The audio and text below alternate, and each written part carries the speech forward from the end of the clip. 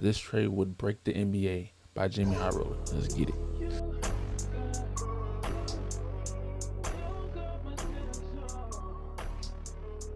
That's right. They did call a timeout, but they did not have any remaining. So that's a technical foul. Oh, he was just trying to survive.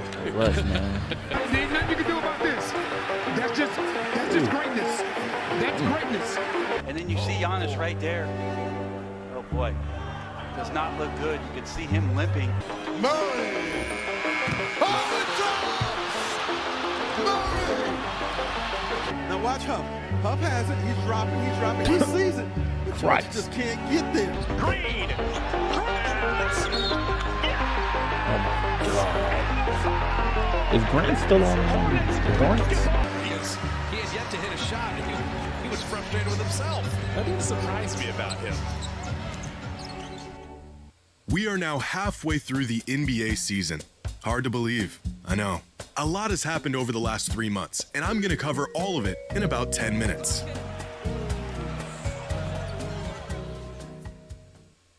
Today's video is sponsored by Arena Club. If you grew up collecting sports cards like me, searching for that one player, that one season, that one card you always wanted, Arena Club brings that feeling back in the best way possible. On Arena Club, you can open digital and more, pull rates before down, no grading, wait, put it up for auction, or have the fight now. I've got a silver, I got my eye on the Panini Prism. Hey, look at him. Here we go. Nets, Paul Pierce, Panini Prism. Hey, look at that. It's a Gem Mint 10. What? Nets, Paul Pierce, Panini Prism. Hash fronted. Join me on arena.com. Half the NBA season in the XMY. With half the NBA season in the books, would it be too early for me to jump to some wildly bold conclusions on the season yet again? Absolutely. Is that gonna stop me from making some wildly bold conclusions on the season yet again? Absolutely. Is that gonna stop me from making some wildly bold conclusions on yet again? Absolutely. Is that gonna stop me from making some wildly bold conclusions on the season yet again? No, of course not. So here is everything that happened in the first half of the 2025-26 NBA season in about 10 minutes. With Nikola Jokic sidelined with an injury for the last month, Shai Gilgeous-Alexander is quickly closing the door on this year's MVP race. The only player with a legitimate fighting chance to disrupt what feels inevitable is Luka Doncic, who at this point might retire as the only player with 10 MVP caliber seasons, but no MVP to show for it. But if Shai can pull it off, he'll become just the 5th guard in NBA history to win back-to-back MVPs. And with OKC as the clear title favorites at the moment, Shai is positioned yet again to have another historic season in spite of 90% of NBA fans rooting against him. In other news, after hearing rumors of a Giannis trade for the last half-decade, this saga might finally come to an end in Milwaukee. According to a Shams report, the Bucks are now open to offers for Giannis. And after managing to build one of the most poorly constructed rosters in the league around one of the greatest players of this generation, it appears that the bleak reality for the Bucks has finally set in. Giannis hasn't exactly hidden his frustrations either, looking increasingly unhinged on the court as the season's gone on. I may be wrong, but when a player boos their own crowd, it's probably time to move on. But if this truly was his last game in a Bucks uniform, the next chapter can change a lot wherever he lands. A Giannis cat swap instantly makes the Knicks the favorites in the East. Sending the second best player in the world to the Warriors would be completely unprecedented. And to anyone throwing the Blazers into this mix, I do appreciate the optimism, but now's not the time for jokes. Looking at some of the action around the league, the other night I thought my eyes were playing tricks on me when I saw a 41-year-old demanding the ball during a timeout. A moment that felt equal parts impressive and deeply concerning. But LeBron isn't wrong. Throughout January, he's averaging 24, 7, and 7 on 60% true shooting. Numbers that will make him the first senior citizen in NBA history to be named an All-Star. But it is the other team in LA that has completely shocked the NBA over the last 6 weeks. Led by an inexplicably prime Kawhi Leonard, the Clippers have gone 16-3 over their last 19 games. The best team in the league in the month of January. I know, right? It's crazy. This whole time, I thought it was James Harden who was gonna save us from the team of doom and their looming draft pick. But instead, they've relied on the most unreliable superstar in NBA history. A turnaround even their own fans couldn't see coming. In fact, one Clippers blogger was so confident that his team was dead in the water that he tweeted this on December 20th, the exact night the Clippers began their run. Why did he choose this extremely If they go 15-3 in any stretch this season, we'll print and eat this tweet. specific condition? Dang. I'm not sure. What were the odds the Clippers were going to actually pull this Did he off? actually go 15-3? Apparently higher than he expected. Did he actually follow through No with his way. promise? Here's the rest of it. Oh boy. Oh man. He sure did. In other news, this year's rookie class has separated into two different stories, and both start at Duke. Con Knipple has been a revelation for the Hornets this season. At the moment, he is on pace to absolutely shatter the rookie three-point record, a mark that currently stands at 206 from Keegan Murray back in 2023. Where's he at? Con is on pace to make 272 threes this season. And it's not just the volume. Knipple is currently shooting 43% from downtown, the most accurate volume shooting rookie in NBA history.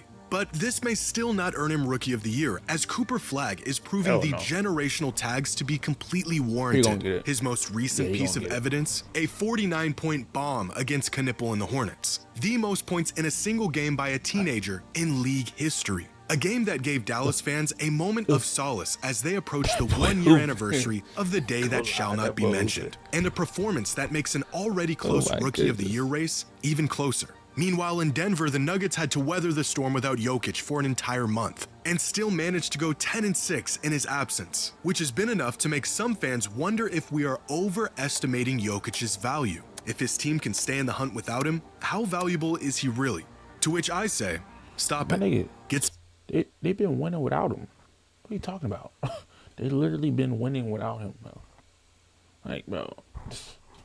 And they said he needed help. Like, what? some help. Stop. The Nuggets have a good team, a playoff team. Like, what? Nikola Like, Jokic like- makes them Like, literally, bro. Like, they have a good team, bro. Like, a championship team.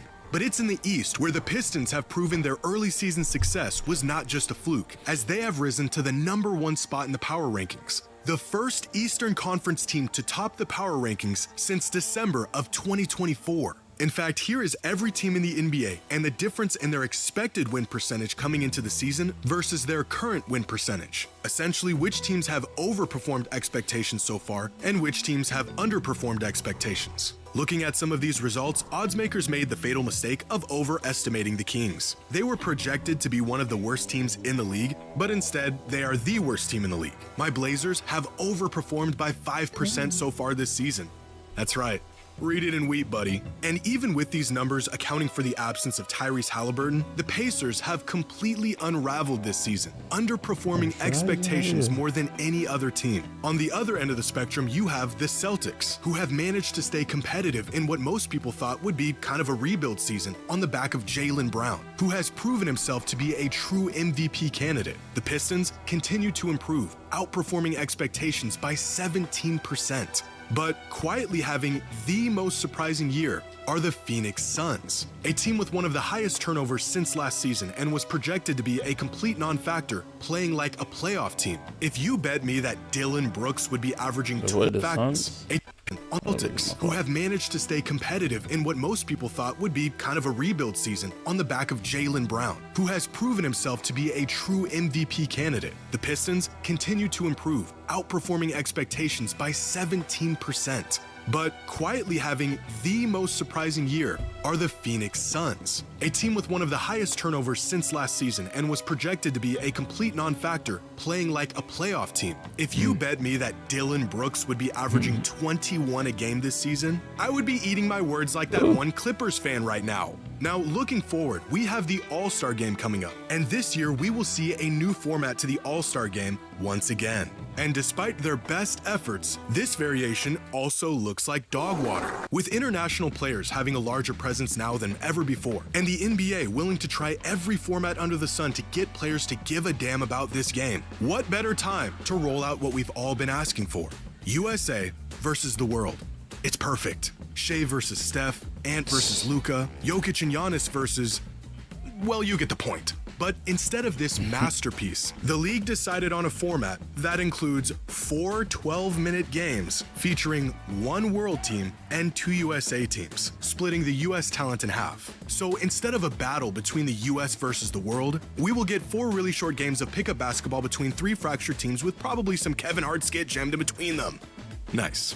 Now, here are the official power rankings through week 15, and the change in the rankings from our previous video back in week 4. And a lot has changed in the past 11 weeks. Because the Thunder failed to be the greatest regular season team of all time, they got demoted to second in the power rankings. The Rockets, Spurs, Nuggets, Suns, and Timberwolves all look like they'll continue to be tough out west. The Celtics have skyrocketed all the way up to number 8, with Jaylen Brown leading the charge in the absence of Tatum. The Hornets quite possibly have their best roster of this century, which is good for the 21st spot in the league. On the other end, the Lakers continue to slide, down 6 spots since our last ranking. The Magic have also lost their footing since November, falling 6 spots. And the Bucks are absolutely plummeting into the abyss. A small preview of what's to come once Giannis gets the hell out of there.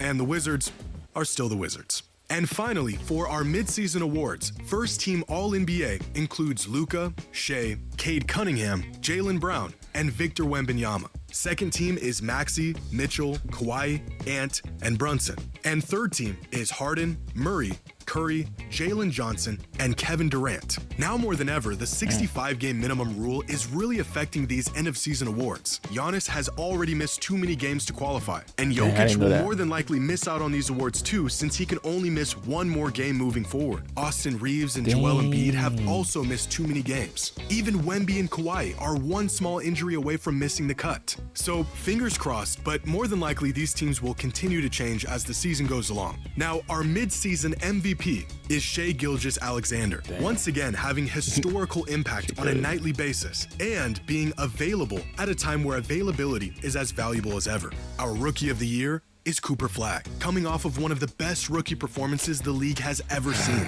Our scoring champ is still Luka Doncic, averaging 34 a night. Our Defensive Player of the Year is Victor Wembanyama, and the race for the most improved player is still neck and neck, but I'm gonna give the edge to Deni Avdija, who went from a part-time starter to a legitimate all-star since last season. And finally, the best team in the league and our mid-season champions are the OKC Thunder, who have cooled off significantly since their historic start, but still remain the most dominant team in the league and favorites to win the title this season.